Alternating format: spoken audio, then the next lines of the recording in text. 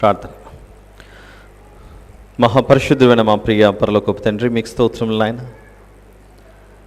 ఈ ఆదివార దినమున మేమందరం మీ సన్నిధిలో చేరి మీ మహిమగల నామమును గణపరచుటకు, ఆరాధించుటకు మమ్మల్ని సజీవ లెక్కలో ఉంచి నడిపించినందుకే స్తోత్రములు తండ్రి.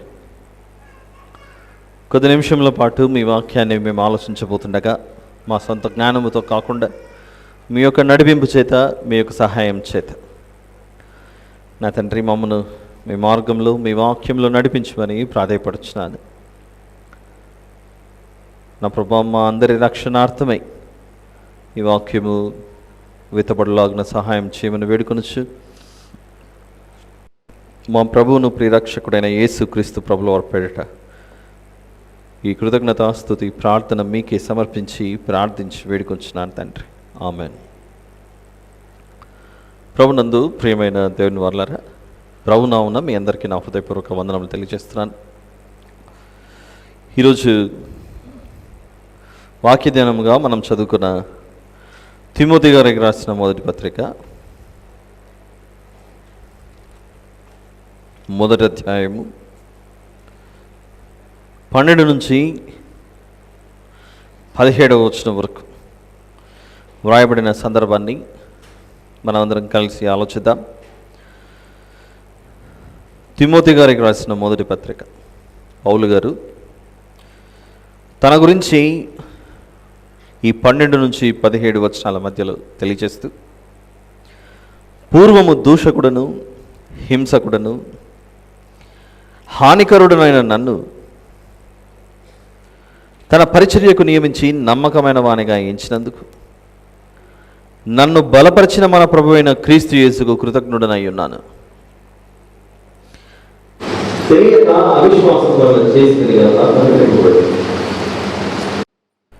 మరియు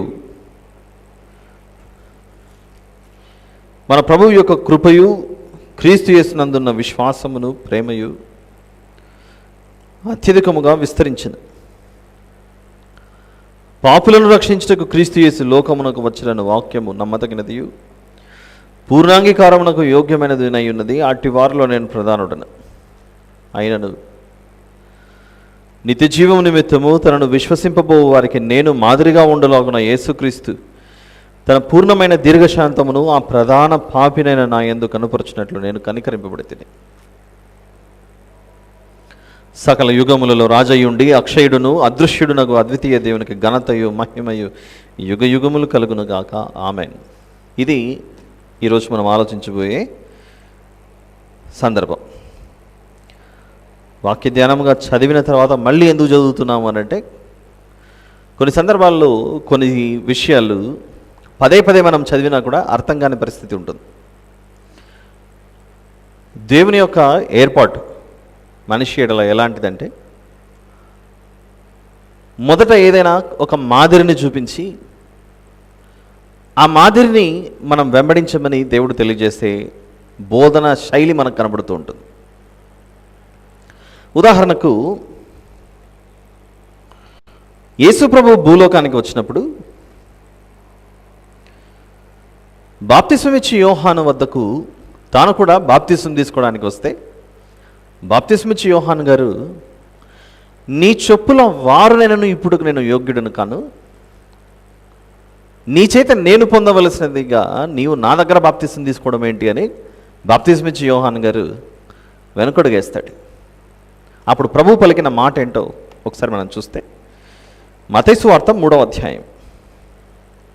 మత్తయి సువార్త 3వ అధ్యాయం.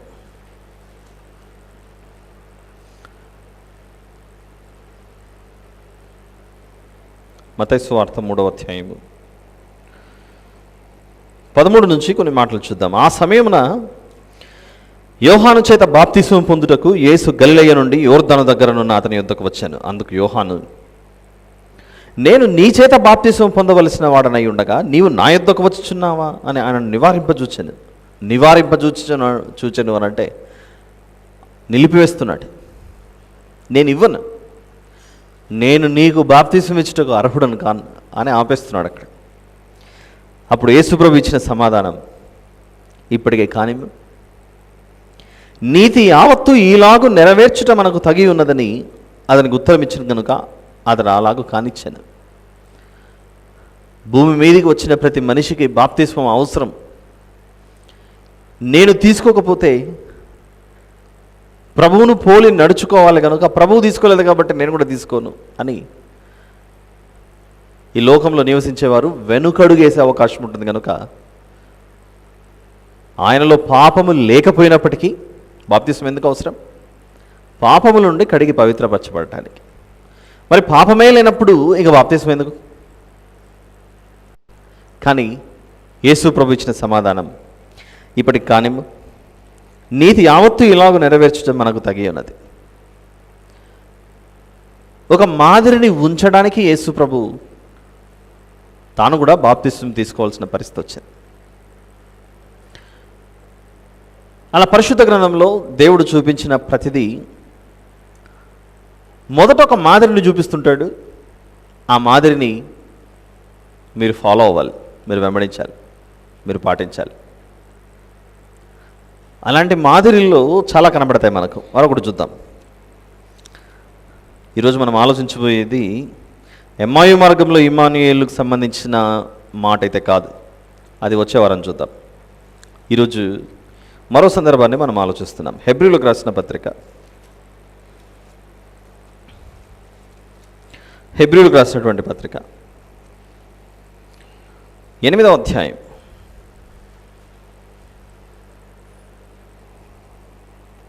హెబ్రీయులకు రాసిన పత్రిక 8వ అధ్యాయం 5వ వచనం చూద్దాం. 5వ వచనం, మోషే గుడారం అమర్చబోయినప్పుడు కొండ మీద నీకు చూపబడిన మాదిరి చొప్పున సమస్తమును చేయుటకు జాగ్రత్త పడుము అని దేవుని చేత హెచ్చరింపబడిన ప్రకారము ఈ యాజకులు పరలోక సంబంధమగు వస్తువుల ఛాయారూపకమైన గుడారం నందు సేవ చేయుదురు. మోషే గారు సీనాయి పర్వతం మీదికి వెళ్ళినప్పుడు దేవుడు కొన్నింటిని చూపించాడట. నేను కొండ మీద నీకు ఏమైతే చూపించానో దాని ప్రకారంగా వెళ్ళి కిందికి వెళ్ళి ప్రత్యక్ష గుడారాన్ని నువ్వు ఏర్పాటు చేయాలి. నేను ఏదైతే చూపించలేదో అవి నువ్వు చేయకూడదు. నేను వేటినైతే చూపించానో అవి నువ్వు ఖచ్చితంగా చేయాలి. మాదిరి చూపిస్తున్నటువంటి ప్రభువును వెంబడించటంలో మనము ఆయన నమ్మి విశ్వసించి రావడానికి గల కారణం ఆయన మాదిరి ఉంచాడు అని గత వారం కూడా మనం చూసాం. ఏంటి ఆ మాదిరి? సమాధిలోనికి వెళ్ళిన ఆయన శరీరం కుళ్ళు పట్టలేదు. తిరిగి 3వ దినాన ఆయన లేవడం జరిగింది. అదే ప్రభు యొక్క పునరుత్థానం. ఈ పునరుత్థానం పొందుకొనుటలో ఆయన మొదటివాడు. ఆయన లేచాడు కనుక ఆయనని మాదిరిగా మనం ముందర పెట్టుకొని, ఆయన లేచాడు కనుక నేను కూడా లేస్తాను ఒకరోజు. అదే మనకున్న విశ్వాసం.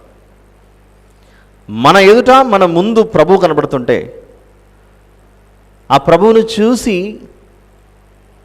ఆయన మార్గంలో నడవటం మనకు అలవాటు. అలా నడుచుకోవాలి కూడా. ప్రభువును చూసి నడుచుకునే అలవాటు లేకపోతే ఖచ్చితంగా మనం దాన్ని అలవాటు చేసుకోవాలి. ఇప్పుడు హెబ్రీ పత్రికలో మనం చూసిన మాట, మోషే గారు ప్రత్యక్ష గుడారాన్ని అమర్చిపోయినప్పుడు ఆ గుడారం ఇలా ఉండాలి అని దేవుడు కొండ మీద అన్నిటినీ చూపించాడట. ఒక మాదిరి చూపించాడట, ఒక శాంపుల్. మనం కూడా ఏదైనా ఒక వస్తువును కొనాలనుకోండి, దానికి సంబంధించి ఒక మోడల్ ఏమన్నా ఉందో, ఒక శాంపుల్ ఉందా అని అడుగుతుంటాం మనం అప్పుడప్పుడు. చివరికి స్వీట్ షాప్కి వెళ్ళినా కూడా, మిఠాయి దుకాణానికి వెళ్ళినా తీసుకోబోయే ముందు ఆ స్వీట్ బాగుందా లేదా కొంచెం టేస్ట్కి ఇవ్వండి అని అంటాం మనం. వాస్తవానికైతే బాగుందా లేదో టేస్ట్ చేయాలనే ఉద్దేశం కాదు, కానీ ఫ్రీగా వస్తే ఏదైనా వేసేసుకోవాలన్న ఆలోచనతో తీసుకునేది ఒకే ఐటమ్ అయినా అన్నిటినీ టేస్ట్ చేసి లాస్ట్లో ఒకటి పావు కిలో కొనుక్కొని బయటకు వస్తాం మనం. జిలేబీ కొంటున్నాం అనుకోండి 10 రూపాయలకి, ఆ 10 రూపాయల జిలేబీ కూడా ఒక టేస్ట్ అడుగుతాం మనం. ఫ్రెషా, నీ ముందరే వేస్తుంటాడు, నీ ముందరే వేస్తున్నా కూడా పక్కన ఉంది కాబట్టి ఎంతసేపు అయింది వేసి, చాలాసేపు అయిందా, ఒకటి ఇవి టేస్ట్ కట్టాం. దాన్ని చూసి ఆ తర్వాత నిర్ణయం తీసుకుంటాం మనం ఇది మంచిదా కాదా అని. అవునా? బట్టల షాప్కి వెళ్ళామనుకోండి, తీసుకోబోయే షర్ట్ ఏదో దాన్ని శాంపుల్ చేయకుండా వేరేది శాంపుల్ చేస్తాం మనం. ఎందుకు? మనం తీసుకునేది మనమే శాంపుల్ చేస్తే మడతలు పోతాయేమో, మురికి అవుతుందేమో, ఇంటికి వెళ్ళి చక్కగా తలస్నానం చేసి అప్పుడు వేసుకుందాం. కాబట్టి శాంపుల్ ఏదో ఒకటి చూసేసి తర్వాత చూద్దాం. ఇప్పుడు అర్థమవుతుందా? మాదిరి టైపాలజీ అన్నిటినీ అలా మాదిరి. అలా మోషే గారు గుడారం అమర్చబోయినప్పుడు దేవుడు కొండ మీద తనకు చూపించాడట. ఆ మాదిరి నీకు ఎలాగైతే కనపడిందో అదే విధముగా నీవు వెళ్ళి వీటన్నిటినీ అక్కడ ఏర్పాటు చేయాలి. అలా చేయకపోతే దేవుడు లెక్క అడుగుతాడు ఖచ్చితంగా. ఆ ప్యాటర్న్ కనపడుతుందో లేదో ఒకసారి మనం నిర్గమకాండంలోనికి కూడా వెళ్ళి కొన్ని మాటలు చూద్దాం. మనం కొండ మీద చూపబడిన విధముగా 25వ అధ్యాయం, నిర్గమకాండం 25వ అధ్యాయం. ఆ మాదిరిని నువ్వు ఏర్పాటు చేయాలి, ఆ మాదిరిని నువ్వు నిర్మించాలి. ఏమాత్రము తప్పు చేయకుండా జాగ్రత్త పడాలి అని గట్టిగా హెచ్చరించినట్లు కనబడుతుంది. చూడండి ఈ మాట. నిర్గమకాండము 25వ అధ్యాయము 40వ వచనం. హెబ్రీ పత్రికలో మనం ఏదైతే చదువుకున్నామో ఆ వచనాన్ని ఇక్కడ తిరిగి దేవుడు జ్ఞాపకం చేస్తున్నాడు. అక్కడ తిరిగి జ్ఞాపకం చేయడం అంటే ఈ నిర్గమకాండం మొదటిది అని హెబ్రీలకు రాసిన పత్రిక, అది చివరిది. 25వ అధ్యాయము 40వ వచనం నిర్గమకాండం చదవగలరు ఎవరైనా? కొండ మీద నీకు కనుపరచబడిన వాటి రూపము చొప్పున వాటిని చేయుటకు జాగ్రత్త పడుము. అంటే అర్థం ఏంటి? తప్పు చేయకు. ఎట్టి పరిస్థితుల్లో నువ్వు తప్పు చేయకూడదు. నేను నీకు ఏదైతే కొండ మీద కనపరిచానో ఎగ్జాక్ట్గా వెళ్ళి కిందికి వెళ్ళిన తర్వాత, కొండ మీద నుంచి నువ్వు క్రిందికి వచ్చిన తర్వాత నేను చూపించిన విధంగానే నువ్వు అక్కడ అమర్చాలి. దాన్ని కుడివైపున ఏదైనా ఒక వస్తువు పెట్టమంటే దాని ప్రకారమే అక్కడ పెట్టాలి. ఎడం వైపున ఒక వస్తువు పెట్టమంటే నువ్వు ఎడం వైపునే పెట్టాలి. నీకు నచ్చలేదు ఎడం వైపున, నాకు ఇష్టం వచ్చినట్లు పెడతానని అనుకుంటే నేను ఒప్పుకోను. నేను ఎక్కడ తెర వేయమంటే అక్కడే తెర వేయాలి, ఎక్కడ అడ్డ తెర వేయమంటే అక్కడే వేయాలి, ఎన్ని స్తంభాలు పెట్టమంటే అన్నే స్తంభాలు పెట్టాలి. అన్నీ నీకు చూపించిన, ఏది మర్చిపోకూడదు. ఎంత మెమొరీ పవర్ మనకిప్పుడు. నోట్బుక్స్, పెన్స్ ఇవన్నీ వచ్చాయి. మోషే గారు కొండ మీదకి వెళ్ళినప్పుడు ప్రభా బుక్ తెచ్చుకుంటాను ప్రభా, పెన్ రాసుకుంటానని ఏమైనా ఉందా? దేవుడు ఎంత జ్ఞాపక శక్తి ఇచ్చాడు మోషే గారికి. ఎన్ని రోజులు ఎన్ని విషయాలు చెప్పింటాడో అన్ని విషయాలు వచ్చి దేవుని యొక్క ప్రేరేపణ చేత అన్నీ చక్కగా రాశాడు, అన్నీ వచ్చి అమర్చాడు ఇక్కడ. బై ద వే, ఇలాంటి విషయాలు మీరు ఎందుకో చాలామంది రాసుకోవట్లేదు. కొన్ని చోట్ల అయితే ఇలాంటి విషయాలు చెప్పేటప్పుడు ఏది మర్చిపోకుండా అంటే జాగ్రత్తగా పెన్, నోట్బుక్ తెచ్చుకొని కొందరే కనబడుతుంటారు నాకు ఈ మందిరంలో. ఇలా రాసుకునే అలవాటు లేని పరిస్థితి ఎలా ఉంటుందంటే, ఇసుక మీద రాతలే. సముద్రం ఒడ్డు దగ్గరికి వెళ్ళి మనం ఒకప్పుడు మన పేరు రాసుకుంటుంటాం. సముద్రం ఒడ్డు దగ్గరికి వెళ్ళి పేర్లు రాసుకుంటున్నాం అనుకోండి, ఏమవుతుంది చెప్పండి? అలలు వచ్చినప్పుడు అలా ముందుకు వచ్చి రాసిందంతా పోతుంటుంది. మన సండే సర్వీస్ అలానే ఉంటుందని అనిపిస్తుంటుంది. వారానికి ఒకసారి మనం కలుసుకుంటాం. ఈరోజు ఆదివారం వచ్చింది, మందిరానికి వెళ్ళాలి, వినాలి, ఆయన ఏదో చెప్తాడు, ఆచారం అయిపోయింది, ఆయన వస్తాడు పోతాడు, దారి పట్టుకొని ఆ గేట్ బయటికి వెళ్ళిపోతాడు, మనం గేట్ లోపల ఉంటాం. అది మనం మీరు ఎందుకు రాసుకోరో నాకు అర్థం అవ్వదు. లాస్ట్ సండే ఏం చెప్పానో మీకు గుర్తుందా? ఒకరు, ఇద్దరు, ముగ్గురు నుంచి రెస్పాన్సెస్ వస్తాయి. అందరూ నేర్చుకోవాలి. నేను ఇప్పుడు ఒక క్వశ్చన్ వేస్తాను, చెప్పండి. మీరు పరలోకానికి ఎంతమంది పోవాలని చెప్పండి? అందరికీ పోవాలని ఉంటుంది. ఎవరైనా తప్పిపోవాలని ఉందా? ఎవరికి లేదు. అందరికీ పరలోకం కావాలి. కానీ ఎందుకో అందుకే దేవుడు మనకు ఉదయం లేస్తేనే టీ, కాఫీ తాగే అలవాటు పెట్టాడు. టీ, కాఫీ తయారు చేయాలంటే ఏం కావాలి? మిల్క్ కావాలి. మిల్క్ కావాలంటే ఎక్కడి నుంచి రావాలి? పశువులో నుండి రావాలి. పశువు ఏం తింటే వస్తుందంటే గడ్డి తింటే వస్తుంది. ఆ గడ్డి తినే పద్ధతి ఉదయం అంతా అది బయట పచ్చికంతా వెళ్ళి గ్రౌండ్లోకి వెళ్ళి అడవులు, కొండల్లో బాగా గడ్డి తినుకుంటూ తీరా రాత్రి లేదా సాయంత్రం ఆ పశువుల పాకకి వెళ్ళిన తర్వాత చాలా బిజీగా ఆ నోరు ఎంత బ్యూటిఫుల్గా తిప్పుతుంటుందో అది ఇలా నములుతుంటుంది. దాని పొజిషన్ మనలాగా పైనుంచి కిందికి ఇలా నమలదు, అది దాని పైనుంచి అలా కిందికి నమలదు. అది పశువును జాగ్రత్తగా గమనిస్తే దాని తినుడే ఒక అద్భుతం, అది నమలటమే ఒక అందం. దాన్ని మీరు గమనిస్తే సైడ్కి అలా నోరు తీసి మళ్ళీ నెమరేస్తుంటుంది, ఇలా తింటుంటుంది, అది ఇలా తింటుంటుంది. అది పశువుని గమనించి ఎంత బాగుంటుందో. ఈరోజు బయటంతా నేను బాగా వెళ్ళి గడ్డి మేసాను, మళ్ళీ నేనేం చేయాలి? నెమరు వేయాలి అని నేర్పిస్తాను. చూసారా, ఈ ప్రకృతిలో దేవుడు ఇలాంటివన్నీ పెట్టినప్పుడు వాటిని చూస్తూ మనకేదో నేర్పించాలని దేవుడు చేస్తున్న ప్రయత్నం అది. పశువు అన్న తిన్న ఆహారాన్ని నెమరు వేస్తుంది, మనిషి మాత్రం దేవుడు చెప్పిన మాటల్ని నేను ఇంటిలో నుంచి బయటికి వెళ్ళి ఒక చోట విన్నాను, ఒక చోట నేర్చుకున్నాను, ఇంటికి వెళ్ళిన తర్వాత మళ్ళీ ఒకసారి జ్ఞాపకం చేసుకుంటే బాగుంటుంది కదా అని మనం కూడా వీటిని ఎంతమంది నెమరు వేసుకుంటున్నారో నాకు తెలియదు. నెమరు వేసుకునేవారు ఉంటే సంతోషం, నెమరు వేసుకోవట్లేదు అనుకోండి, అజీర్తికి దారితీస్తే ప్రమాదం. ఉన్న ఆహారం బయటికి వెళ్ళిపోతుంటుంది. ఎట్టి పరిస్థితుల్లో పొరపాటు చేయకూడదు. మనకు ఇంట్లో పిల్లలు హోంవర్క్ చేస్తుంటారు స్కూల్ నుంచి వచ్చిన తర్వాత. ఎందుకు చేయాలి హోంవర్క్? పొద్దున్న నుంచి సాయంత్రం వరకు 8:40కో 8:30కో వెళ్ళిపోతారు స్కూల్లో చిల్డ్రన్. సాయంత్రం 3:30, 4కి వచ్చిన తర్వాత 1 గంట 2 గంటలు ఇంట్లో మమ్మీ ఇచ్చిన స్నాక్స్ అవి తిన్న తర్వాత మళ్ళీ పుస్తకాలు పట్టాలి. పట్టకపోతే క్వశ్చన్ వేస్తాం మనం, ఏరా ఏం చదువుకోలేదు ఈరోజు, ఏం చెప్పారు మీ టీచర్లు? ఒకసారి వాళ్ళని అలా అడుగుతున్నప్పుడు నేను మీ బోధకుడును అని యేసు ప్రభు సెలవిస్తుండగా ఆ ప్రభువు చెప్పిన బోధన మనం నెమరు వేసుకోకపోతే ఎలా? హోంవర్క్ చేయకపోతే ఎలా? మనకెన్నో పనులు ఉండొచ్చు, మనకెన్నో బిజీ షెడ్యూల్స్తో మనం ఉండొచ్చు, కానీ దేవుని వాక్యం విషయంలో మాత్రం ఒకప్పుడు చాలా ప్రేమగా నెమ్మదిగా గడ్డం పట్టుకొని నమ్మాలనైనా ప్రభువుని అలా చెప్పేవాడిని. ఇప్పుడు కొంచెం మార్చాలనుకుంటున్నాను, ఎందుకంటే భంగపడుతుంటే రోజులు గడవట్లేదు. నెక్స్ట్ వీక్ మీ అందరూ ఖచ్చితంగా నోట్బుక్ పెన్ తీసుకొని రావాలి. ఏ వచనం చెప్తున్నాను ఏంటనేది రాసుకోవాలి. చాలా యూట్యూబ్లో అప్లోడ్ చేస్తున్నారు. యూట్యూబ్లో అప్లోడ్ చేసిన తర్వాత ఆ మెసేజెస్ని మీ ఫ్యామిలీస్కి మళ్ళీ చెప్పారా? మీ రిలేటివ్స్కి అందరికీ చెప్పారా? చూడండి, మీరు వినకపోతే ప్రాబ్లంలో పడతారని చెప్పారా గట్టిగా? అంటే మీరు మాత్రమే రక్షింపబడాలి, మీ కుటుంబాలు మాత్రమే దేవునిలోకి నడిపించబడాలి, మీరు మాత్రమే పరలోకానికి చేరుకోవాలి, మీ బంధువుల మీద మీకు ఆ బాధ్యత లేదా?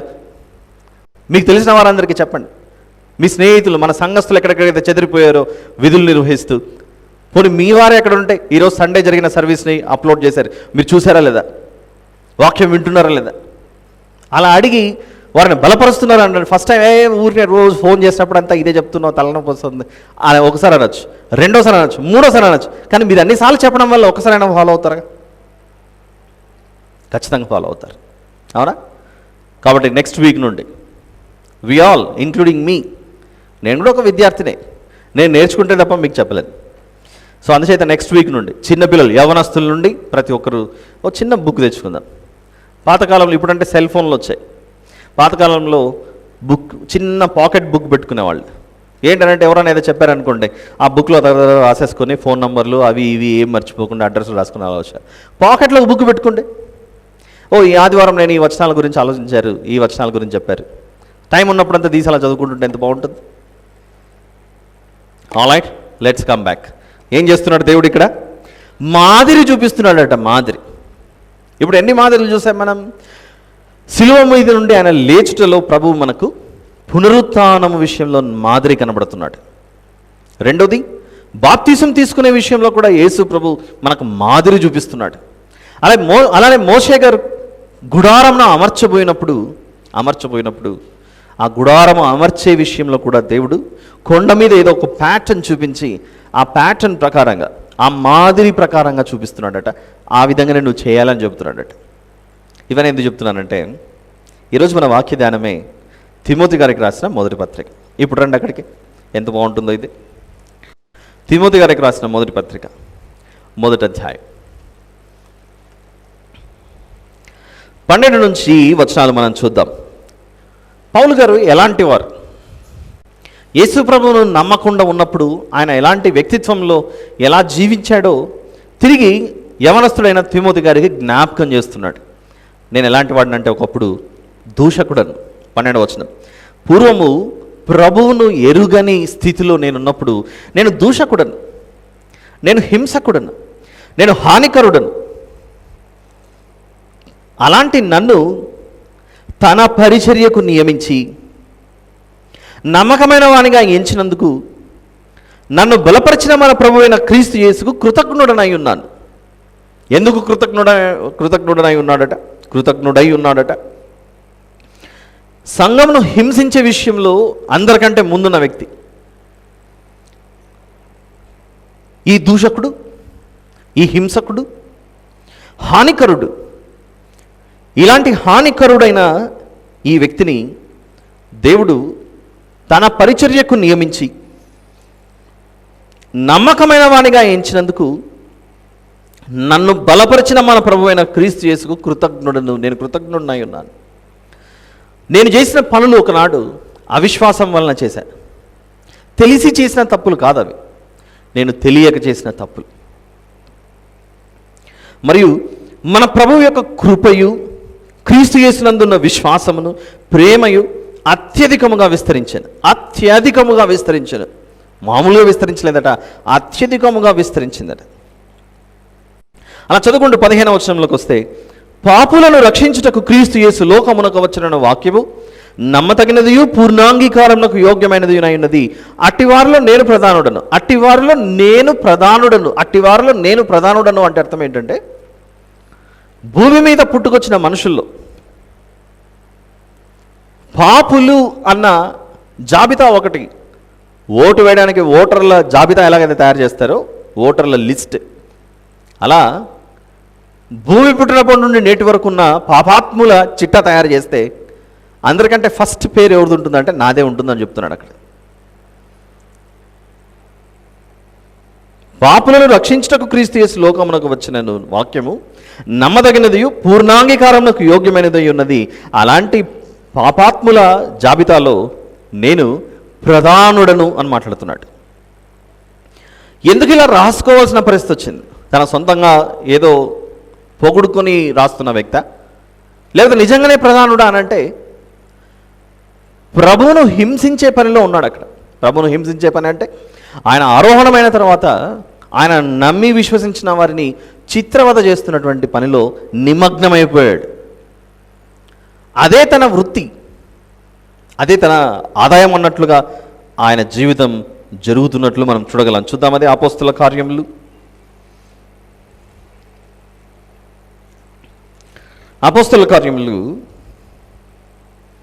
9వ అధ్యాయం మొదటి వచనం. అపోస్తలుల కార్యములు 9వ అధ్యాయం మొదటి వచనం. సౌలు ఇంకను ప్రభు యొక్క శిష్యులను బెదిరించుటయును హత్య చేయుటయును తనకు ప్రాణాధారమైనట్టు ప్రధాన యాజకుని యొద్దకు వెళ్ళి, ఈ మార్గమందున్న పురుషులనైనను స్త్రీలనైనను కనుగొనిన ఎడల వారిని బంధించి యెరూషలేమునకు తీసుకుని వచ్చుటకు దమస్కులోని సమాజముల వారికి పత్రికలు ఇమ్మని అడిగాను. చాలు బ్రదర్, ఇప్పుడు చూద్దాం ఒక మాట. ఈ 2 వచనాల పరిస్థితి. ప్రభు యొక్క శిష్యులను బెదిరించుటయును హత్య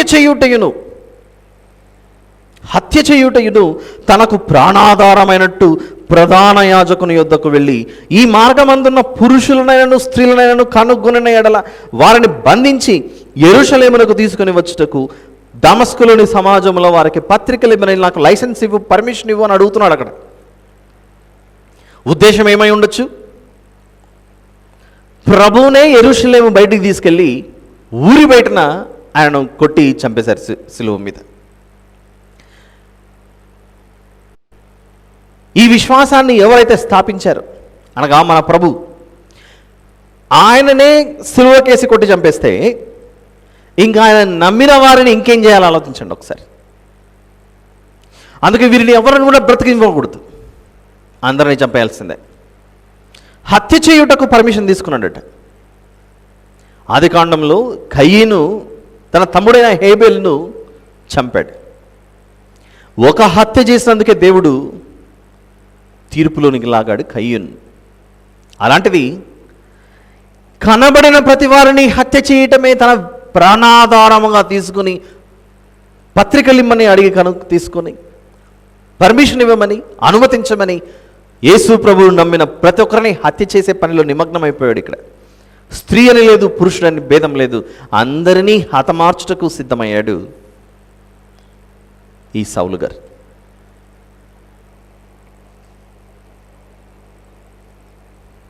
ఇంకా చూద్దాం 7వ అధ్యాయం 60వ వచనం. స్టెఫెను గారి మరణం విషయంలో 7వ అధ్యాయం 60వ వచనం. అతడు మోకాళ్ళుని, ప్రభువా వారి మీద ఈ పాపము మోపకమని గొప్ప శబ్దంతో పలికెను. ఈ మాట పలికి నిద్రించెను. సౌలు అతని చావునకు సమ్మతించెను. ఈ సౌలే మనం మాట్లాడుకుంటున్న అపోస్తలుడైన పౌలు గారు. యేసు ప్రభు యొక్క శిష్యులను కానీ ఆయన వెంబడిస్తున్న వారిని కానీ ఎవరైనా చంపితే నా మీద నరహత్య దోషం వస్తుందేమో అని అనుకుంటే మీ మీదగా దోషం నేను సమ్మతిస్తున్నాను, నేనే చెప్పానని చెప్పండి అని చెప్తున్నాడు అక్కడ. సౌలు అతని చావునకు సమ్మతించాను. సమ్మతించిన అర్థం ఏంటి? నేను ముద్రేస్తున్నా, ఎవరైనా ఎవరు చంపారంటే నేనే చంపానని చెప్పండి అంటున్నాడు అక్కడ. అంత ధైర్యంతో చెబుతున్నాడు అక్కడ. దీని కంటిన్యూషన్ అలా చదువుకుంటూ వస్తే 9వ అధ్యాయంలో ప్రభు యొక్క శిష్యులను బెదిరించుటయును హత్య చేయుటయును, తనకు ప్రాణాధారమైనట్టు ప్రధాన యాజకుని యొద్దకు వెళ్ళి నిర్దోషులను హతమార్చే పనిలో ఉండిపోయాడు. నిరపరాధులను హతమార్చే పనిలో ఉండిపోయాడు సౌలు గారు. అలాంటి వ్యక్తిని దేవుడు కనికరించాడు, కాపాడాడని తిమోతి గారికి, అనగా యవన ప్రాయంలో ఉన్న తిమోతి గారికి ఆ పత్రిక రాస్తూ, పూర్వము నేను హింసకుడను, దూషకుడను, హానికరుడను, పూర్వము హింసకుడను, దూషకుడను, హానికరుడను, అలాంటి నన్ను రక్షించాడు. హేబేలును హత్య చేసిన కయ్యను గురించి ఆలోచించి, ఒక హత్య చేసినందుకే దేవుడు తీర్పులోనికి లాగాడు కయ్యను. అలాంటిది ఇక నేను ఇన్ని హత్యలు చేసుకుంటూ పోతుంటే ఇంకా నన్ను తీర్పులోకి లాగడా? అలాంటి మనసు కలిగిన నన్ను, ప్రధాన పాపినైన నన్ను దేవుడు రక్షించాడు అని చెప్పి ఇప్పుడు తిమోతి గారికి రాసిన మొదటి పత్రికలో ఎలా రాస్తున్నాడు చూడండి ఆ మాట.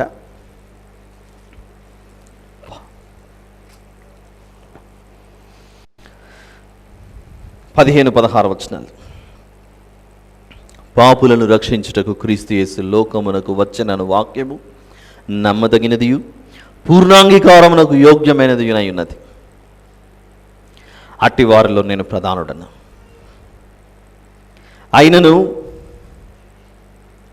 నిత్య జీవము నిమిత్తము తనను విశ్వసింపబోవు వారికి నేను మాదిరిగా ఉండులాగున. ఈరోజు ఈ వాక్యం ప్రారంభం అవ్వటమే మనం ఎలా ప్రారంభించుకున్నామంటే మాదిరి ఒకరిని చూపించి లేదా ఒక దానిని చూపించి దానిని వెంబడించు అని చూపిస్తున్నట్లుగా, పునరుత్థానం విషయంలో ప్రభువును చూపించినట్లుగా, బాప్తిసం విషయంలో ప్రభువును చూపించినట్లుగా, గుడారము అమర్చబోయినప్పుడు దేవుడు కొండ మీద చూపించినట్లుగా ఆ మాదిరి చూపిన అన్నట్లుగా, ఓ అవిశ్వాసి, ప్రభువును తెలుసుకొని ఆయన మార్గంలో నడవడానికి ఇంకా ఎందుకు ఈ సంకోచం? కొందరు అంటుంటారు అప్పుడప్పుడు, నేను చేసిన క్రియలన్నీ నా మనసులో మెదలుతుంటే నాలాంటి వ్యక్తిని దేవుడు క్షమిస్తాడా? నేను చేసిన అంధకార క్రియలని నాకు గుర్తొస్తుంటే, నేను చేసిన పనులన్నీ నాకు గుర్తొస్తుంటే నన్ను క్షమించే నాథుడే లేడేమో, నేను పరలోకానికి అర్హుణ్ణి కానేమో, నేను యోగ్యుణ్ణి కానేమో, నాకు అవకాశమే లేదు పరలోకానికి వెళ్ళడానికి, ఎందుకంటే నేను చేసిన పాపాలంతా ఇంత కాదు. ఇలాంటి పాపాత్ముడనైన నన్ను దేవుడు కరుణిస్తాడా? ఆయనకంత మనసుందా? దేవుడు క్షమించే విషయంలో ఆయనను మించిన దేవుడు మరొకరు లేరు అని నాకు తెలిసినప్పటికీ, కానీ నేను చేసిన ఆ పాపపు క్రియలు చూస్తుంటే నేను రక్షింపబడతానో లేదో అనే సందేహం నాలో తలెత్తుతుంది. ఎలాగూ నేను నరకానికి పోతాను కనుక ఇంకా కొన్ని పాపాలు చేసి నరకంలోకి వెళ్ళిపోతానులే. మనకు ఎదురవుతుంటారు అప్పుడప్పుడు ఇలాంటి వారు. నన్ను క్షమించడేమో మీ దేవుడు, నన్ను క్షమించే అవకాశమే లేదేమో అని అంటే, అప్పుడు తిమోతి గారికి రాసిన మొదటి పత్రిక, ఇప్పుడే చదువుకున్న ఈ 16వ వచనం మొదటి అధ్యాయం. కొందరికి ఆశ ఉందట, కొందరికి ఆశ. ఏంటి ఆశ అది? ఇదిగో 16వ వచనం. నిత్య జీవము నిమిత్తము, నిత్య జీవము నిమిత్తము, నిత్య జీవము నిమిత్తము తనను విశ్వసింపబోవు వారికి, యేసు ప్రభువును విశ్వసింపబోవు వారికి నేను మాదిరిగా ఉండులాగున యేసుక్రీస్తు తన పూర్ణమైన దీర్ఘ శాంతమును ఆ ప్రధాన పాపినైన నా యందు కనుపరుచున్నట్లు నేను కనికరింపబడితిని. మనకు కూడా సందేహం రావాలి, ఇంత హింసకుడు, ఇంత దూషకుడు, ఇంత హానికరుడు స్టెఫెను గారిని చంపినప్పుడు దానికి సమ్మతించిన వ్యక్తి హత్య చేయుటకును అన్నిటికీ పత్రికలు ఇమ్మని అనుమతి తీసుకొని ప్రధాన యాజకుల వద్దకు వెళ్ళి, ఇదిగో మీరు యేసు ప్రభువును చంపారు, మీరు అనుమతిస్తే ఆయనను వెంబడిస్తున్న వారందరినీ అలానే సిలువ కేసు కొట్టడానికి నాకు అనుమతి ఇవ్వు అన్నప్పుడు వారు ప్రధాన యాజకులు పత్రికలు ఇచ్చి పర్మిషన్ ఇచ్చి పంపారు. ఇలాంటి వ్యక్తిని దేవుడు ఏర్పరచుకోవడంలో ఉద్దేశం ఏంటి? అప్పుడప్పుడు మనకు కూడా ఈ సందేహం రావాలి. ఇలాంటి హింసకుడు, ఇలాంటి దూషకుడు, ఇలాంటి హత్య చేసేవాడు, ఇలాంటి వ్యక్తిని దేవుడు ఆ దమస్కు మార్గంలో సౌలా సౌలా నీవేళ నన్ను హింసించుచున్నావు అన్నప్పుడు నీవెవరు ప్రభువా? అలాంటి వ్యక్తిని పిలిచి ఏర్పరచుకోవడానికి గల కారణం దేవుని మనసు ఏంటంటే, ఈ భూమి మీద ఈ సౌలును నేను క్షమించానంటే ఇక ఎవరినైనా నేను క్షమించగలను. అప్పుడప్పుడు మనం అంటుంటాం ఉద్యోగం చేసేటప్పుడు, నేను పనిచేసే రోజుల్లో, ప్రారంభించిన రోజుల్లో ఒక వ్యక్తి దగ్గర పనిచేశానండి, ఒక ప్రాంతంలో పనిచేశానండి, ఆ వ్యక్తి దగ్గర కానీ లేదా ఆ ప్రాంతంలో కానీ పనిచేశామంటే ఇంకా మరి ఎక్కడైనా పనిచేసేయచ్చు. వస్తుంటాయి అప్పుడప్పుడు ఉద్యోగం చేసే వాళ్ళ దగ్గర ఈ మాటలు. బాగా మంచు కురుస్తున్న శ్రీనగర్ ఆ హిమాలయ పర్వతాల దగ్గర డ్యూటీలు చేసి వచ్చిన వారు ఇక్కడ ఉన్నారు. అక్కడే విధులు నిర్వహించారనుకోండి, అలాంటి బార్డర్ దగ్గర. ఇలాంటి ప్రాంతాల్లో విధులు నిర్వహించడం చాలా దాన్ని మించిన కష్టమా ఆలోచించండి ఒకసారి. నాతో పంచుకునేటప్పుడు ఇలాంటి మాటలు మాట్లాడుతుంటారు. అక్కడ డ్యూటీ చేశామంటే చాలంటే ఇంకెక్కడైనా చేయొచ్చు. అలా ఏదో కొన్ని ప్లేసెస్ని ఎంచుకొని అలాంటి ప్లేసెస్లో మేము పనిచేసి వచ్చిన వాళ్ళం ఇంకెక్కడైనా చేయగలం. లేదా ఫలానా వ్యక్తి దగ్గర నేను పనిచేశాను, అలా అతను ఒక పెద్ద సైకో, అతను ఒక పెద్ద సాడిస్ట్, ఎప్పుడు ఏమంటాడో తెలియదు, ఎప్పుడు ఎలా మాట్లాడతాడో తెలియదు, అలాంటి వ్యక్తి దగ్గర నేను పనిచేశాను, బయటకు వచ్చానంటే ఇక నేను ఎక్కడైనా కూడా పని చేయగలను. అలాంటి గుండె ధైర్యంతో చెప్తుంటాం చూసారా. అలానే దేవుడు కూడా ఇలాంటి హింసకుడు, ఇలాంటి దూషకుడు, ఇలాంటి హానికరుడు, హత్య చేయువాడు, ఇలాంటి వ్యక్తిని తన పరిచర్య నిమిత్తం ఎంచుకోవడానికి గల కారణం ఏంటంటే, రానున్న తరాలలో ఎవరైనా కూడా ఇదిగో నాలాంటి ఘోర పాపిని మీ ప్రభు క్షమిస్తాడా? నన్ను ఎలాగూ మీ ప్రభు క్షమించాడు కనుక ఈ లోకంలో బ్రతికేది కొద్ది రోజులే కాబట్టి నాకు ఇష్టం వచ్చినట్టు బ్రతికి తిని తాగి ఇష్టం వచ్చినట్లు తిరిగి ఈ జీవితాన్ని ఆనందించి సుఖం అనుభవించే తర్వాత ముగిద్దాం. ఎలాగో క్షమాపణ లేదు కదా నాలాంటి నాలాంటి వాడికి ఎలాగో క్షమాపణ లేనప్పుడు నాకు ఇష్టం వచ్చినట్లుగా తిరిగి ఈ జీవితాన్ని ముగించేస్తాను. ఇంక ఎలాగో నరకం పోయిన తర్వాత అక్కడ శిక్షనే కదా పడేది, కాబట్టి నా ఇష్టం వచ్చినప్పుడు బ్రతుకుతానులే అని దేవుని దగ్గరికి రాకుండా అలాంటి ఎక్స్క్యూజ్ ఒకటి చూపించి నన్ను ఎలాగో మీ ప్రభు క్షమించడు, నేను చేసిన పాపాలు ప్రతిరోజు నేను చేసినటువంటి క్రియలన్నీ నాకు జ్ఞాపకం వస్తూనే ఉన్నాయి, ఎలాగో క్షమాపణ లేనప్పుడు ఇంకెందుకు. అందుకే పౌలు గారు తిమోతి గారికి రాస్తూ ఏమన్నాడు అంటే, ఇదిగో అలాంటి పాపాత్ములలో నేను ప్రధానుడను. ఎందుకు దేవుడు నన్ను ఏర్పరచుకున్నాడంటే, నన్నే దేవుడు ఎందుకు ఏర్పరచుకున్నాడంటే ఆయన పరిచర్య నిమిత్తము అనంటే, నేను సువార్త చెప్పడానికి, సువార్తను ప్రకటించడానికి ఏ ప్రాంతాలకు వెళ్ళినా సరే, అటు మాసిదోనియా ప్రాంతాలకు వెళ్ళినా, గలిలయ ప్రాంతాలకు వెళ్ళినా, ఏ ప్రాంతాలకు వెళ్ళినా కూడా నేను అన్యజనులకు సువార్త ప్రకటించేటప్పుడు ఆ అన్యజనులు వారు చేసిన క్రియలన్నీ వారి మెదడులో మెదులుతూ నా దగ్గరకు వచ్చి, మీ ప్రభువు క్షమిస్తాడంటున్నావు కదా, మరి నన్ను క్షమిస్తాడా లేదా అని నా దగ్గరికి వస్తే, అప్పుడు నేనే వారికి మాదిరిగా సాక్షిగా ఉండటానికి నన్ను ఎంచుకున్నాడు దేవుడు. అదే చెప్తున్నాడు 16వ వచనంలో, నిత్య జీవము నిమిత్తము మనం చిన్నప్పటి నుండి చాలాసార్లు వినింటాం 15వ వచనం లెక్కలేని సార్లు వినింటాం. ఏంటిది? యేసు ప్రభు ఎందుకు వచ్చాడండి లోకానికి అని అంటే, పాపులను రక్షించడం క్రీస్తు యేసు లోకమునకు వచ్చాను. అంతటి ఆగింది మన మాట. దాని నెక్స్ట్ ఎక్స్టెన్షన్ చెప్తున్నాడు అక్కడ. దాని తర్వాత నెక్స్ట్ ఎక్స్టెన్షన్ చెప్తున్నాడు 16వ వచనం. ఏంటా 16వ వచనం? నిత్య జీవము నిమిత్తము తనను విశ్వసింపబోవు వారికి నేను కూడా మీ వలె నిత్య జీవం పొందుకోవాలనే ఆశతో ఉన్నాను. మీరు పరలోకానికి వెళ్తారట ప్రభువుని నమ్ముకుంటే. నేను కూడా మీ మార్గంలో రావాలనుకుంటున్నాను. అయితే నన్ను ఆయన రాజ్యములోనికి అర్హుడుగా మీ దేవుడు స్వీకరిస్తాడా? నిత్య జీవము నిమిత్తము తనను విశ్వసింపబోవు వారికి నేను మాదిరిగా ఉండులాగున యేసుక్రీస్తు తన పూర్ణమైన దీర్ఘశాంతమును ఆ ప్రధాన పాపినైనా నా యందు కనుపరచినట్లు నేను కనికరింపబడుతున్నాయి. ప్రభు ఏం చెప్తున్నాడంటే, ఇదిగో కనబడుతున్న ఈ సౌలును చూడు, ఈ సౌలునే నేను కనికరించానంటే నేను కనికరించకుండా ఉంటానంటావా? ఈ మాటలు ఏనాటి నుండో చెబుతూ వస్తున్నాను. ఆ మాటలు ఏంటవి? యెహెజ్కేలు గ్రంథం 3వ అధ్యాయం. దేవుని యొక్క మనస్సు ఆనాడు ఈనాడు ఒకటే. యెహెజ్కేలు గ్రంథం 3వ అధ్యాయం 18వ వచనం. అవశ్యముగా నీవు మరణమవుదువని నేను దుర్మార్గుని గూర్చి ఆజ్ఞయ్యగా నీవు అతనిని హెచ్చరిక చేయకయు అతను జీవించినట్లు తన దుర్మార్గతను విడిచిపెట్టవలనని హెచ్చరిక చేయకయు ఉండిన ఎడల ఆ దుర్మార్గుడు తాను చేసిన దోషమును బట్టి మరణమవును గాని అతని రక్తమునకు అలా చదువుకుంటూ అయితే నీవు దుర్మార్గుని హెచ్చరిక చేయగా అతడు తన దుర్మార్గత నుండి దుష్క్రియల నుండి మరలని ఎడల అతడు తన దోషమును బట్టి మరణమవును గాని నీవు ఆత్మను తప్పించుకొందువు. అలా దుర్మార్గులకు తన మాటను చెప్పాలి అని చెప్పినటువంటి దేవుడు, ఇదిగో ఆ దుర్మార్గుడు మారితే మంచిది, మారకపోతే ఆయన సంతోషించడు.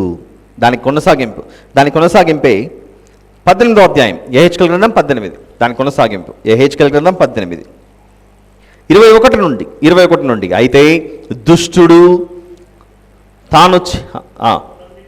తాను చేసిన పాపములన్నిటినీ విడిచి నా కట్టడలన్నిటినీ అనుసరించి నీతిని అనుసరించి న్యాయము జరిగించిన ఎడల అతడు మరణము నొందడు. అవశ్యముగా అతడు బ్రతుకును. అతడు చేసిన అపరాధములలో ఒకటియు జ్ఞాపకములోనికి రాదు. అతని నీతిని బట్టి అతడు బ్రతుకును. దుష్టులు మరణము నొందుట చేత నాకేమాత్రమైన సంతోషము కలుగునా? వారు తమ ప్రవర్తనను దిద్దుకొని బ్రతుకుటయే నాకు సంతోషము. ఇదే ప్రభువగు యెహోవా వాక్కు. ఇలా ఈరోజు మనము ఇలా స్వేచ్ఛగా వచ్చి కూర్చుని దేవుని వాక్యం వింటున్నాం కనుక ఇప్పుడు చెబుతున్న ఈ మాటల ప్రభావం ఏంటి, ఈ మాటల శక్తి ఏంటి, ఇప్పుడు చెబుతున్న ఈ మాటలు మాకు ఎందుకు అవసరం అని మీకు అనిపిస్తుండొచ్చేమో. కానీ ఒక్కసారి ఎప్పుడైనా అవకాశం దొరికినప్పుడు, అందరికీ దొరక్కపోవచ్చు, ఇది చాలా అరుదైన అవకాశం ఇది. అప్పుడప్పుడు నేరాలు చేసి పట్టబడి జైళ్ళల్లో పడ్డారనుకోండి. ఒకడు జోబి దొంగనో, మరొకటి చైన్ స్నాచరో, లేకపోతే హత్యలు చేయటమో, దొంగతనాలు చేయటమో, ఇళ్ళు దోచుకోవడానికి లోపలికి వెళ్ళినప్పుడు అడ్డు తగిలిన వారిని చేతికి ఏది కనబడితే అది తీసుకొని కొట్టి చంపి ఆ ఇంటిని దోచుకొని పోయిన వారు దొరికి ఈ చెంచల్గూడ జైల్లోనో, ఈ చర్లపల్లి జైల్లోనో, లేకపోతే రాజమండ్రి సెంట్రల్ జైల్లోనో, ఇలాంటి జైళ్ళల్లో ఖైదీలు బంధింపబడినప్పుడు ఎంతమందికి తెలుసో తెలీదు, కానీ వారికి సువార్త చెప్పడానికి కూడా సేవకులు లోపలికి అనుమతిస్తుంటారు అప్పుడప్పుడు, జైల్లో సువార్త చెప్పడానికి. ఆ జైళ్ళల్లో సువార్త చెప్పడానికి లోపలికి వెళ్ళినప్పుడు అందరు కూర్చుంటారు అట్లా. ఖైదీ నంబర్ 1, 2, 3, ఖైదీ నంబర్ 5, 6, 7 ఇలా రకరకాల ఖైదీ నంబర్లు అందరూ యూనిఫామ్ వేసుకుని వాళ్ళు కూర్చొని ఉన్నప్పుడు ఈ సేవకుడు నిలబడి చెప్పాలి, దేవుడు క్షమిస్తాడని. ఏ వచనాన్ని ఆధారం చేసుకొని ఇప్పుడు స్వార్థ చెప్పాలి? తిమోతి గారికి రాసిన మొదటి పత్రిక మరియు యెహెజ్కేలు గ్రంథం 18వ అధ్యాయం. దుష్టులు మరణం నొందుట చేత దేవునికి ఏమాత్రమైన సంతోషము కలుగునా వారు తమ ప్రవర్తనను దిద్దుకొని మారుటయ్యే దేవునికి సంతోషం అనే మాట చెప్పి తర్వాత ఇప్పుడు తిమోతి గారికి రాసిన మొదటి పత్రిక 1వ అధ్యాయం 15వ వచనంలో అలా జైళ్ళల్లో ఒకవేళ మనం సువార్త చెప్పడానికి వెళ్ళామే అనుకోండి పరిస్థితి, రకరకాల నేరాలు చేసిన వాళ్ళందరూ అక్కడ కూర్చొని ఉంటారు. ఇప్పుడు వాక్యం అంతా అయిన తర్వాత చెప్పిన తర్వాత వాళ్ళు వస్తారు, వాళ్ళ నేరాల చిట్టా మొత్తం చెప్పుకుంటూ వస్తారు. నన్ను ఒక కేసులో ఇరిగించి లోపలికి తీసుకొచ్చారండి వీళ్ళు, కానీ ఒకటి కాదు, నేను చేసినవి చాలా ఉన్నాయి. ఏమంటే అన్ని చెబితే ఇంకా కేసుల సంఖ్య పెరిగిపోతుంది కాబట్టి నేను చెప్పట్లేదు, అంత లోపల ఇరుక్కుపోయాను.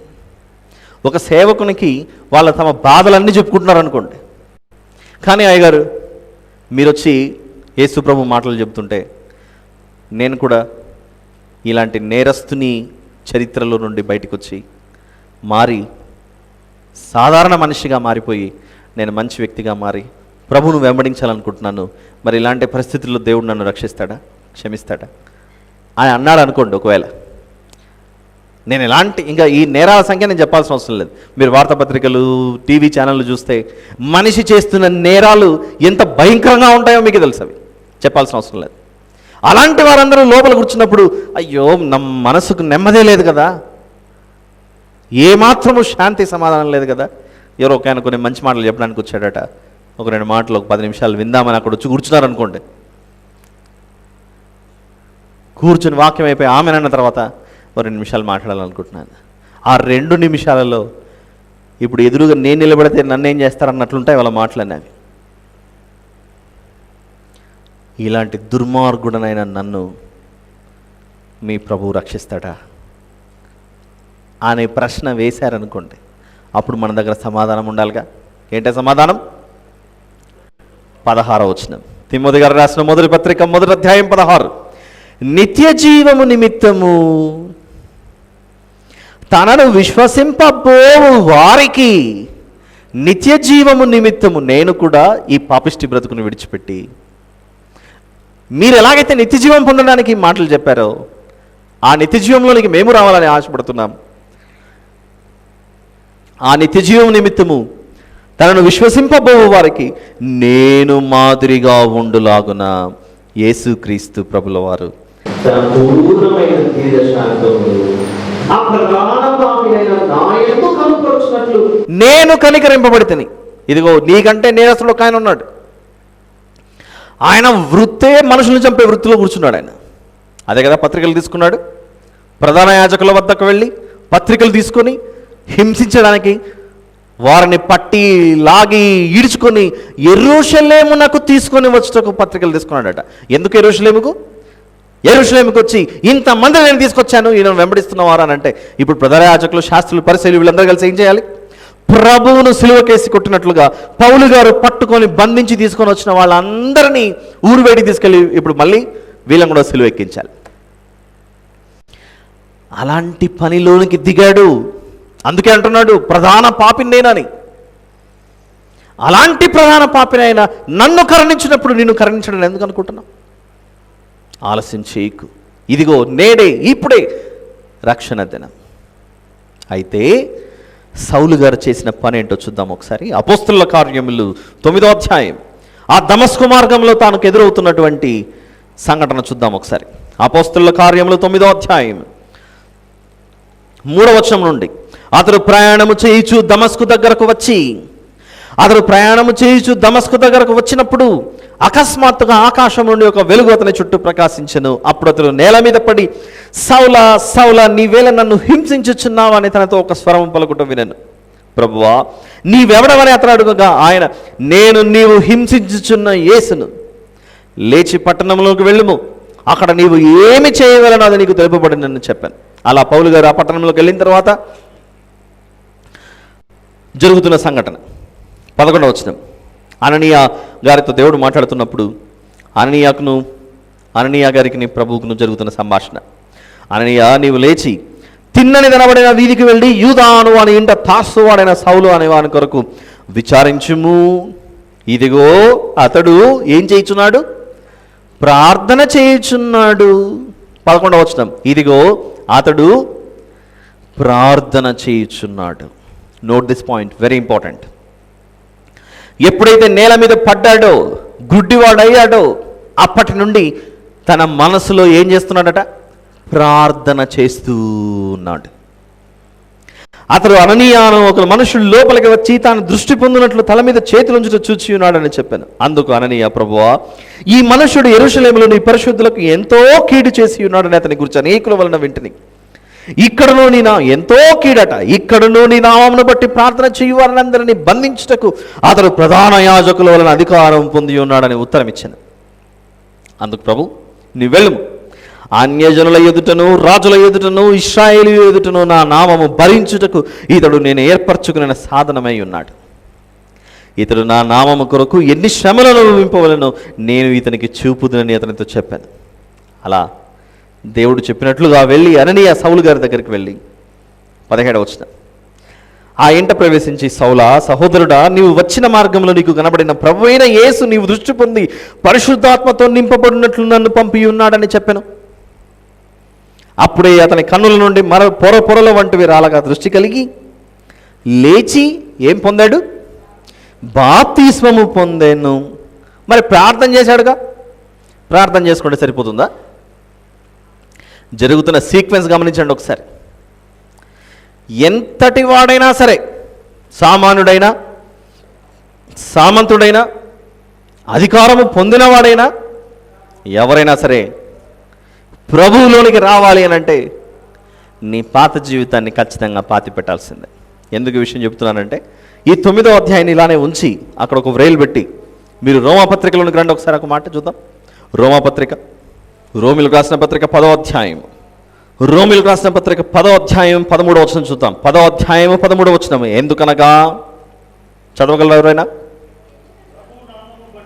ప్రభువు నామమును బట్టి ప్రార్థన చేయువాడెవడు వాడు రక్షింపబడును అన్నది చూసారా? చాలా. ప్రభువు నామమును బట్టి ప్రార్థన చేయువాడెవడో వాడు రక్షింపబడును అన్నది అక్కడ. రోమియులకు రాసిన పత్రిక ఎవరు రాశారు? అపోస్తులుడైన పౌలు గారు రోమియులకు రాసిన పత్రికలో ఏమంటున్నాడంటే, ప్రభు నామమును బట్టి ప్రార్థన చేయువాడెవడో వాడు రక్షింపబడును. మరి ఈయనే అపోస్తుల కార్యముల 9వ అధ్యాయంలో సౌలా సౌలా నీవేళ నన్ను హింసించుచుంటివి అనేవి నేల మీద పడినప్పటి నుంచి ఆయన ఏం చేస్తున్నాడట? ప్రార్థన చేస్తూ ఉండగా, ఆ ప్రార్థనలో ఉండగా ఇదిగో అననీయ అని ఒక వ్యక్తి వస్తాడు. చెప్పినట్లు విను అంటే వచ్చిన తర్వాత ఏం పొందుకున్నాడు? బాప్తిసం పొందుకున్నాడు. అలానే మనలో కూడా ఎవరైనా నేను మీ ప్రభువుని నమ్మాను, నేను రోజు ప్రార్థన చేసుకుంటాను, వ్యక్తిగతంగా ఉన్నా ఎక్కడున్నా నేను ప్రార్థన చేసుకుంటూ కూర్చుంటానంటే ప్రార్థన ఒక్కటే సరిపోదు. ప్రార్థనతో పాటు ఇదిగో నువ్వు ఖచ్చితంగా బాప్తిసం తీసుకోవాలి. అది సందేశం అక్కడ. బాప్తిసం విషయంలో ఒక మాదిరి చూపిస్తున్నాడు పౌలు గారు. నేను పాపిని, నన్ను దేవుడు కరుణించాడు. దేవుని చేత క్షమించబడుటలో కూడా పౌలు గారు ఏమై కనబడుతున్నారు? మనకు మాదిరి కనబడుతున్నారు. ఇక మూడవది, మారిన తర్వాత ప్రభువు మీద ఉంచిన విశ్వాసములో నుండి ఎట్టి పరిస్థితుల్లో కూడా కుడికి కానీ ఎడమకు కానీ తొలగక చక్కటి తిన్నని మార్గంలో తన జీవిత యాత్రను కొనసాగించాడు. ప్రభువును తెలుసుకోనప్పుడు ఆయన ఏమై ఉన్నాడట? రాబడి ఈరోజు మనం చదువుకున్న వాక్య ధ్యానంలో తిమోతి గారు రాసిన మొదటి పత్రిక 1వ అధ్యాయం 13వ వచనంలోని చివరి మాట, తెలియక అవిశ్వాసము వలన చేసేది గనుక కనికరింపబడేది. తెలియక అవిశ్వాసం వలన చేశారు. తెలుసుకున్న తర్వాత విశ్వాసముల నుండి తొలగిపోలేదు. నేటి ఈ సందేశంలో 3 ప్రధానమైన విషయాలు పౌలు గారి ద్వారా దేవుడు మనకు బోధిస్తున్నాడు. ఒకటి, ఇదిగో నీవు ప్రభువును తెలుసుకుని ప్రార్థన ఒకటి చేసుకుంటే సరిపోదు. ప్రభువును తెలుసుకున్న తర్వాత ఇదిగో పాత జీవితాన్ని విడిచిపెట్టి ఆయన ఎలాగైతే తన కన్నులు తెరచబడ్డాయో ప్రార్థన తర్వాత ఆయనకు ఎలాగైతే తెరవబడ్డాయో, ఇదిగో బాప్తీసం తీసుకున్నాడు, పాత జీవితాన్ని విడిచిపెట్టాడు.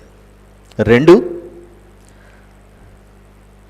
అవిశ్వాసములో ఉన్నాడు ముందు, ఇప్పుడు విశ్వాసాన్ని వీడట్లేదు. ఇక 3, ప్రధానమైనది ఏంటంటే మూడవది, పునరుత్థానం విషయంలో ప్రభువు మాదిరిగా ఉన్నట్లుగా, ప్రత్యక్షపు గుడారం విషయంలో మోషే గారికి దేవుడు కొండ మీద చూపించిన మాదిరి ఉన్నట్లుగా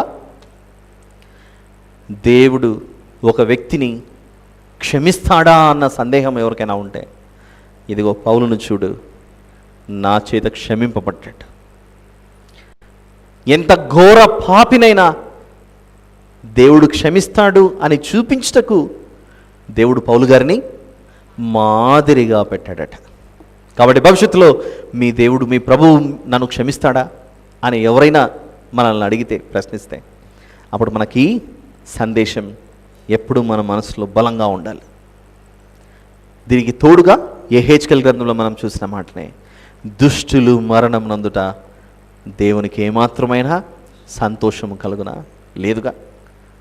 వారు తమ ప్రవర్తనను దిద్దుకొని మారుటయే దేవునికి సంతోషం. కాబట్టి నన్ను మీ ప్రభువు క్షమిస్తాడా అన్న సందేహం, నాలాంటి వ్యక్తిని యేసు ప్రభు క్షమిస్తాడా అని దాన్ని ఎక్స్క్యూజ్గా తీసుకొని, కొందరు ఎలాంటి వారంటే లోకంతో ఇంకా బ్రతకాలని, లోకంలో ఇంకా తిరగాలని, లోకంతో కలిసి తమ జీవితాన్ని పాడు చేసుకోవాలని ఆశ కలిగి లోక ఆశలకు లోనై ఇలాంటి మాటలు మనతో మాట్లాడుతుంటారు. ఎలాంటి మాటలు? నీవు పిల్లలు కావలిస్తే మందిరానికి వెళ్ళండి, నన్ను ఎలాగూ ఈ దేవుడు క్షమించాడు, అంత ఘోర పాపాత్ముడు నేను, నన్ను ఎలాగూ ఈ దేవుడు క్షమించినప్పుడు మళ్ళీ వచ్చి నన్ను క్షమించు ప్రభువా అనే ఓపిక నాకు లేదు, నా బ్రతుకు నేను బతికిపోతాను అన్నప్పుడు ఈ వచనాలను మనం చూపించి, ఇదిగో నశించిపోవు దానిని వెదకి రక్షించుటకు మనుష్య కుమారుడు ఈ లోకమునకు వచ్చెను అన్నట్లుగా, నశించిపోతున్న వారిలో ప్రధానుడుగా సౌలుగా ఉన్నటువంటి ఆయన కనబడుతుంటే, నశించిపోతున్న ఈ వ్యక్తిని నేను ఎలాగైనా రక్షించాలని యేసు ప్రభు రక్షించాడు. నన్నే రక్షించినప్పుడు మీకు ఎందుకు ఇంకా సందేహం? నేనే ప్రభు యొక్క ప్రేమ చేత, కృప చేత కనికరింపబడితే మీరు కనికరింపబడరా? అందుకే ఎన్నో ఎగ్జాంపుల్స్ తీసుకున్నాను. ఫలానా వ్యక్తి దగ్గర నేను పనిచేస్తే ఇంకెక్కడైనా పనిచేయచ్చు, ఫలానా ప్రాంతంలో నేను పనిచేశాను అనుకోండి, ఆ వాతావరణానికే నా శరీరం అలవాటు పడితే ఇక ఏ వాతావరణానికైనా అలవాటు పడిపోతుంది అని చాలా గొప్పగా చెప్పుకుంటుంటాం చూసారా. అలానే ఫలానా వ్యక్తినే క్షమించినప్పుడు ఇక నిన్ను నన్ను క్షమించడని ఏంటి? ఖచ్చితంగా క్షమిస్తాడు. కానీ పౌలు గారు చేసిన పని, ఎప్పుడైతే ప్రభువును తెలుసుకున్నాడో నా గత జీవితాన్ని పాతి పెట్టేయాలని వెంటనే బాప్తిసం తీసుకున్నాడు. తీసుకున్న తర్వాత కదిలాడు, ప్రయాణం చేశాడు, ప్రకటిస్తున్నాడు. ఏమని? తెలియక నేను అవిశ్వాసం వల్ల చేశాను, ఇప్పుడు తెలుసుకున్నా, ఇక ఆ బ్రతకొద్దు, ఇప్పుడు నేను గురి వద్దకే పరిగెత్తుచున్నాను. నా ప్రభువు ఎక్కడున్నాడో నేను అక్కడికే వెళ్ళాలి. ప్రభువు కూర్చున్న సింహాసనం వద్దకు నేను చేరుకోవాలి. ఆయన పాదములు ఎక్కడున్నాయో వాటిని పట్టుకోవాలి. నిత్య జీవమును, ఆ నీతి కిరీటం పొందుకునేంతవరకు నేను కుడికి కానీ ఎడమకి కానీ తొలగక నేను గురి వద్దకే పరిగెత్తాలని వెళుచున్నాను. కానీ మనం బాప్తిసం తీసుకున్న తర్వాత మళ్ళీ తిరిగి లోకాశలకు లొంగిపోయామనుకోండి, సాతాను యొక్క బలానికి మనము బందీలుగా మారిపోయిన వారం అవుతాం. వాడి చెరలో నుండే కదా, వాడి సంకల్యంలో నుంచే కదా మనం బయటపడింది. మళ్ళీ ఇంకెందుకు చెప్పండి ఆ బ్రతుకు? వద్దు. ఇదిగో అవిశ్వాసిగా ఉన్నటువంటి ఆయన విశ్వాసిగా మారాడు. పాపాత్ముడుగా ఉన్న వ్యక్తి ప్రభు యొక్క రక్తము చేత కడుగబడి బాప్తిసం ద్వారా బయటకు వచ్చాడు. బాప్తిసం విషయంలోనూ క్షమించబడుటలో నేను మాదిరిగా ఉండాలని దేవుడు నన్ను ఏర్పరచుకున్నాడు. నిత్య జీవం పొందుకోవాలని ఇక్కడ ఎవరికైనా ఆశ ఉందా? అలా ఉంటే మీకు నిత్య జీవము దొరకదు అని ఒకవేళ మీరు అనుకుని మరి తిరిగి లోకంలోకి వెళ్ళిపోతుంటే ఒక్కసారి నన్ను చూడండి అని పౌలు గారు చెబుతున్నారు. ఏమని? నిత్య జీవము పొందుకోవాలని ఎవరికైనా ఆశ ఉంటే, ఒకవేళ నన్ను మీ ప్రభు క్షమించడేమో అనే సందేహం ఉంటే ఎప్పుడు అలా అనుకోకండి. ప్రధాన పాపినైన నన్నే రక్షించాడు, ఇంకా మిమ్మల్ని క్షమించడానికి మీరు ఎందుకు అనుకుంటారు? ఆయన వైపుకు వస్తే ఆయన మనస్సు ఎలాంటిదంటే అని పౌలు గారు తెలియజేస్తూ హెబ్రీలకు రాసిన పత్రిక 8వ అధ్యాయము 12వ వచనంలో, హెబ్రీలకు రాసిన పత్రిక 8వ అధ్యాయము 12వ వచనము, నేను వారి దోషముల విషయమై దయగలిగి వారి పాపములను ఇకను ఎన్నడూ జ్ఞాపకం చేసుకొననని ప్రభువు సెలవిచ్చుచున్నాడు. ఇదిగో రక్షణలోనికి రాకుండా నిర్లక్ష్యం చేస్తున్న ప్రియ సహోదరి సహోదరులారా, దేవుడు ఈరోజు మీతోనే మాట్లాడుతున్నాడేమో. నమ్మి దేవునిలోనికి వచ్చిన వారు అవిశ్వాసంలో నుండి విశ్వాసంలోనికి వచ్చినవారు గనుక తిరిగి మళ్ళీ అవిశ్వాసులుగా మారిపోకుండా గురి వద్దకు చేరుకునేంతవరకు ఈ ప్రయాణం నమ్మకంతో కొనసాగించండి. విశ్వాసంలోకి వచ్చిన వారు అవిశ్వాసులుగానే ఉంటూ ఇంకా ఇప్పుడు ఏర్పాటు చేయబడిన ఈ రొట్టె ద్రాక్షరసంలో చేయి వేయకుండా నిర్లక్ష్యం చేస్తున్నవారు వెంటనే మీ మనస్సులు తెరవబడి మీ హృదయంలోనికి ప్రభు వస్తానని పిలుపునిస్తుండగా ఇంకా నీవు ఆలస్యం చేస్తే ఇదిగో ఒక్కసారి పౌలును చూడు, ఆయన గత జీవితం చూడు ఎలా ఉందో. దేవుడు క్షమించలేదా? క్షమించాడు. దేవుడు కాపాడలేదా? కాపాడాడు.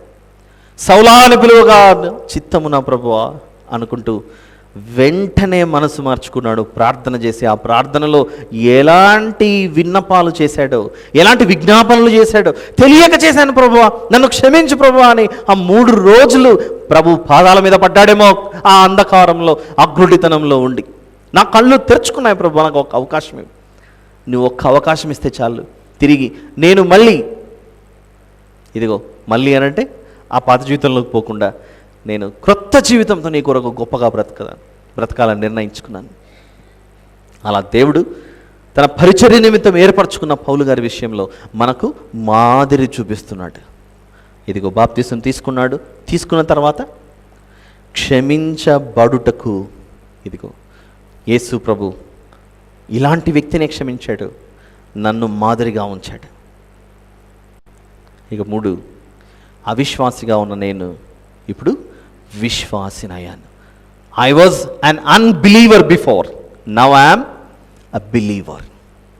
ఏంటి నా బిలీఫ్ సిస్టమ్ ఏంటి? నా బిలీఫ్ సిస్టమ్ ఏంటంటే లోకరక్షకుడు నా కొరకు వచ్చాడు, పరలోకం నుండి భూమి మీదకి వచ్చాడు. ఎందుకు? నశించిపోతున్న నన్ను లేవనెత్తడానికి, రక్షించడానికి, తన చేతులతో పట్టి ఆ నరక కూపంలో నుండి పైకి లాగటానికి వచ్చాడు ఆయన. ఇలా ప్రభువు ప్రేమ మాటలు ఎవరికి అర్థమవుతాయి? నశించుచున్న వారికి మాటలు వెరితనము, కానీ రక్షింపబడుచున్న వారికి దేవుని శక్తి. ఆలోచిస్తారని ఆశిస్తూ మనం బలపడుతూ ఇంకా అనేక మందిని ప్రభువులో బలపడతాం. ప్రార్థన చేసుకుని సందేశాన్ని ముగించుకుందాం. ప్రార్థన. ప్రేమగల మా తండ్రి, కృపగలిగిన మా దేవ, పరిశుద్ధుడైన మా తండ్రి, విత్తబడిన వాక్యం వృధా కాకుండా మాలో ఫలింప చేయమని వేడుకొనొచ్చు.